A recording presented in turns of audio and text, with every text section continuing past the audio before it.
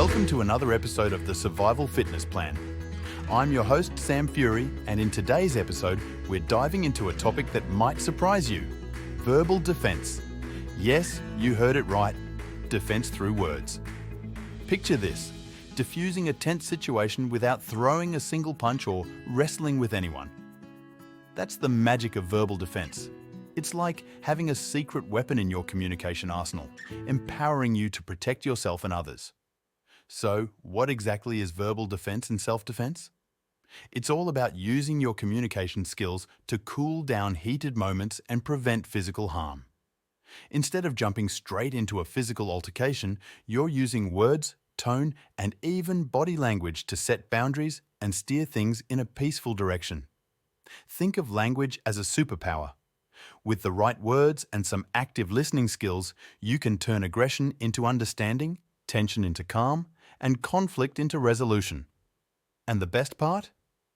These techniques aren't just for street fights. They work in all sorts of situations, from arguments with strangers to spats at work. Now, let's break down the key components of verbal defense. First up, empathy. Showing that you understand where the other person is coming from can go a long way in diffusing a tense situation. Then there's assertiveness. Not aggression, but confidently stating your needs and boundaries. Next, we have de-escalation techniques.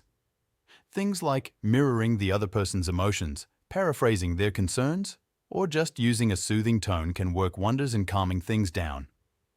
And let's not forget about conflict resolution skills. Negotiation, compromise, and problem solving are all part of the verbal defense toolkit. Now, how do you put all of this into action? It's all about staying calm, listening actively, using non-threatening language, and setting clear boundaries. And when all else fails, offering practical solutions can help shift the focus from conflict to resolution. But why is verbal defense so important? Well, for starters, it can prevent physical violence. By nipping conflicts in the bud with words, you're keeping yourself and others safe from harm. There are also legal and ethical considerations to think about. Resorting to violence should always be a last resort, and verbal defense offers a non-violent alternative that keeps everyone out of trouble. And perhaps most importantly, mastering verbal defense can boost your confidence. Knowing that you have the skills to handle tough situations without resorting to violence can make you feel more empowered and resilient. In conclusion, verbal defense and self-defense is a powerful tool that can keep you safe and sound in all sorts of situations. By honing your communication skills and approaching conflicts with a proactive mindset, you can protect yourself and others without ever throwing a punch. So remember, the next time you find yourself in a tight spot, let your words do the talking. They might just save the day. Thanks for tuning in to another episode of the Survival Fitness Plan.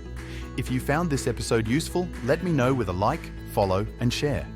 Finally, if you haven't already, be sure to visit www.survivalfitnessplan.com, where you will find the only online program where you can train yourself to outrun, outfight, and outlive the majority of the world's population.